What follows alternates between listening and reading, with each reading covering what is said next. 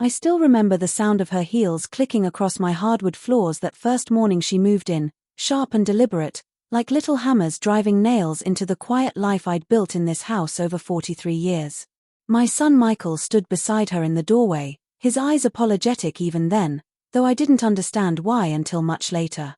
The autumn light was streaming through the kitchen windows, catching the dust motes in the air, and I was making coffee the way I'd done every morning since my Henry passed 2 cups, though one had become just habit, just memory. "Mom, this is Vanessa," Michael said, and she stepped forward with a smile that didn't quite reach her eyes, extending a hand with nails painted the color of dried blood. I took it, felt the coolness of her fingers, the way they barely squeezed mine before pulling away. "Such a quaint little place," she said, looking around my kitchen with those appraising eyes, and something in her voice made the word quaint sound like an insult wrapped in velvet. But I smiled.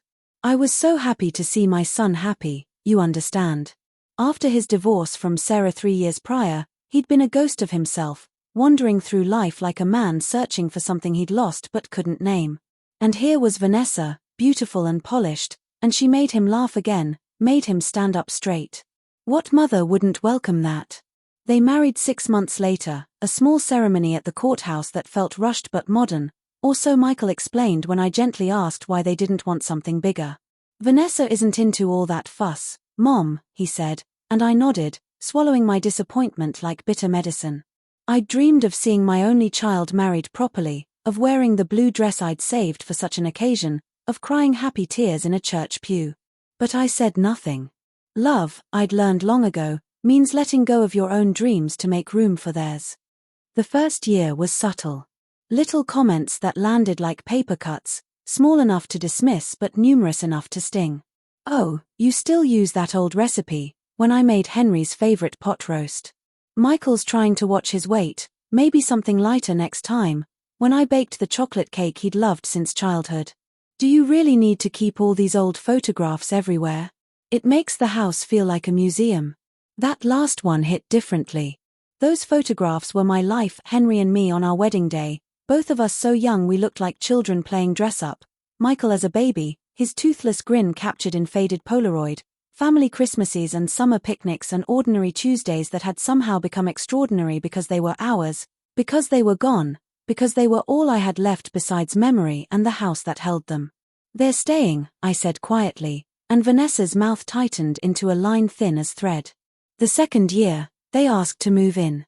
Michael's business was struggling," he explained, standing in my living room with his hands in his pockets like a boy asking permission to go outside. "Just temporarily, just until they got back on their feet. The house was so big," he said, "too big for just me, and wasn't I lonely rattling around in all these empty rooms? I was lonely.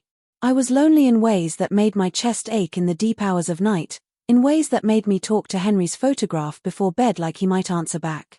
So I said yes. I said yes because he was my son, because I loved him, because I thought maybe the house would feel alive again with voices and footsteps, with someone to cook for besides myself. I should have known better. I should have seen it coming like storm clouds on a clear horizon.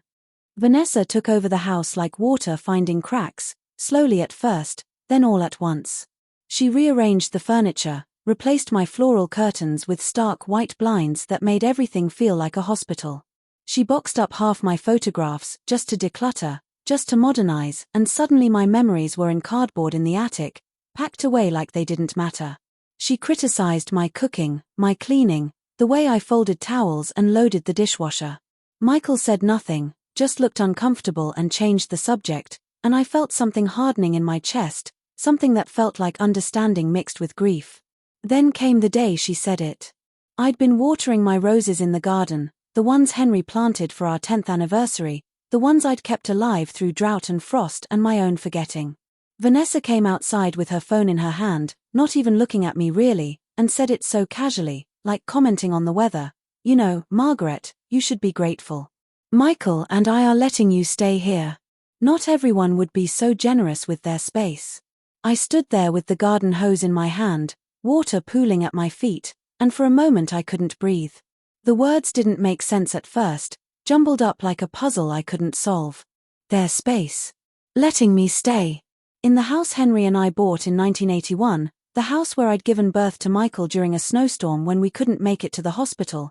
The house where I'd nursed Henry through his final illness, holding his hand as he took his last breath in our bedroom upstairs. This house that held every moment of my life that mattered. "What did you say?"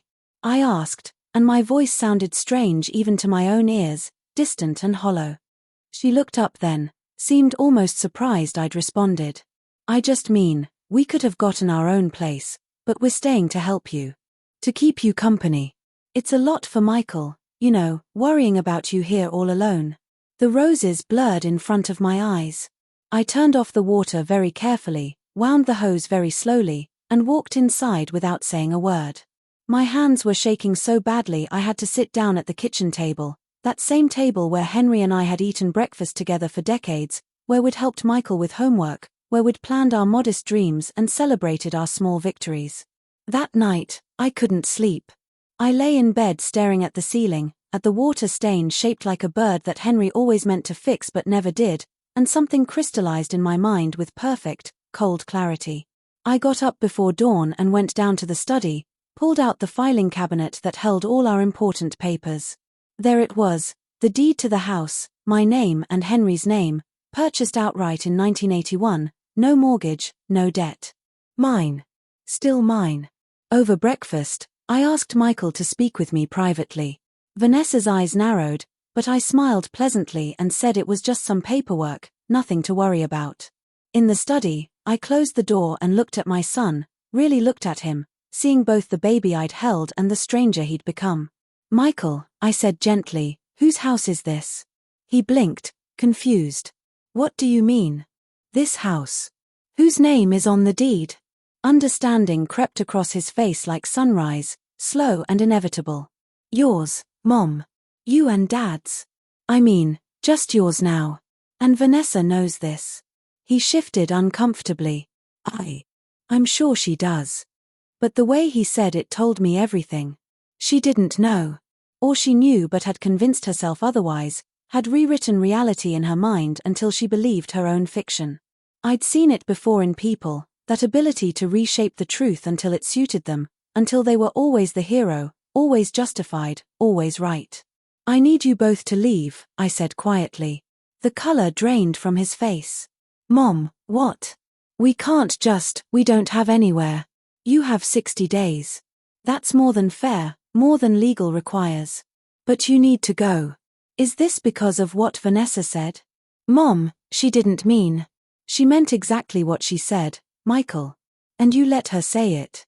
You let her make me feel like a guest in my own home, let her erase your father from these walls, let her treat me like a burden you were nobly shouldering instead of your mother who gave you life and this roof over your head." His eyes filled with tears, and help me, so did mine.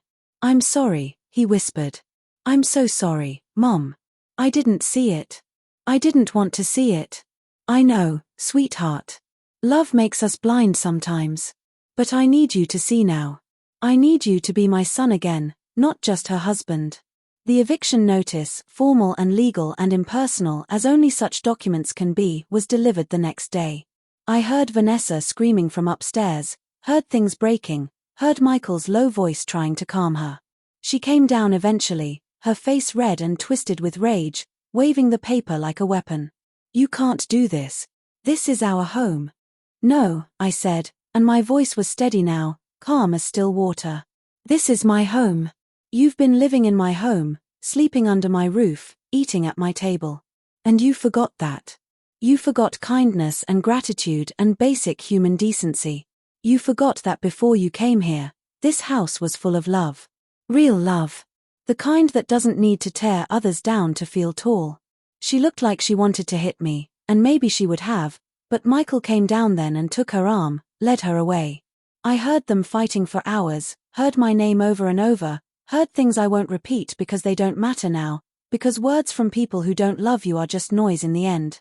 They left on a Tuesday morning, 37 days later. Michael helped load their things in silence, and when everything was packed, he stood in the doorway, that same doorway where he'd stood with Vanessa 3 years before, and he cried like he used to when he was small and scared. "I love you, Mom," he said. "I'm sorry I forgot how to show it. I love you too, baby. Always." But you need to figure out who you are when you're not trying to please someone who can't be pleased. He nodded, hugged me so tight I could barely breathe, and then he was gone. Vanessa didn't say goodbye, didn't even look at me, and I watched their car disappear down the street until it was just a memory, just another ghost in a house full of them. The silence that followed was different from the loneliness before. It was clean somehow, honest. I made coffee the next morning, just 1 cup this time, and sat at my kitchen table watching the autumn light stream through the windows.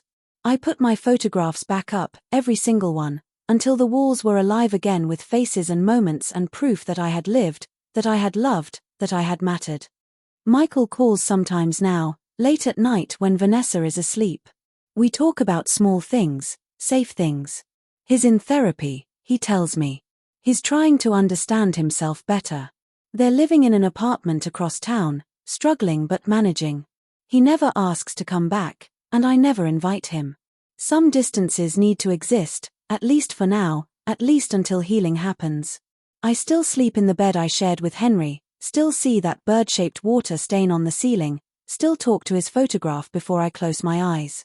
But I sleep well now, deeply, without anger or resentment weighing on my chest. Because I learned something in all of this, something that took me 72 years to understand. Sometimes love means standing your ground. Sometimes love means saying no. Sometimes love means showing people that you are not a doormat or a convenience or a charity case, but a human being with dignity and rights and a heart that, despite everything, still beats and still hopes and still believes that somewhere, somehow, we can find our way back to each other. The house is mine. It always was. And in defending it, I defended myself, defended Henry's memory, defended every year and tear and triumph these walls have witnessed. I don't know if that makes me cruel or strong or simply human. But when I lock my door at night, when I turn off the lights and climb the stairs alone, I feel something I haven't felt in years, peace. And maybe that's what home really means, not just walls and memories, but the freedom to exist in your own space, on your own terms, with your own truth. Even if that truth is lonely sometimes. Even if it hurts. Even if it cost me my son, at least for now. Because some prices are worth paying to keep your soul intact, to remember who you are when everyone else has forgotten.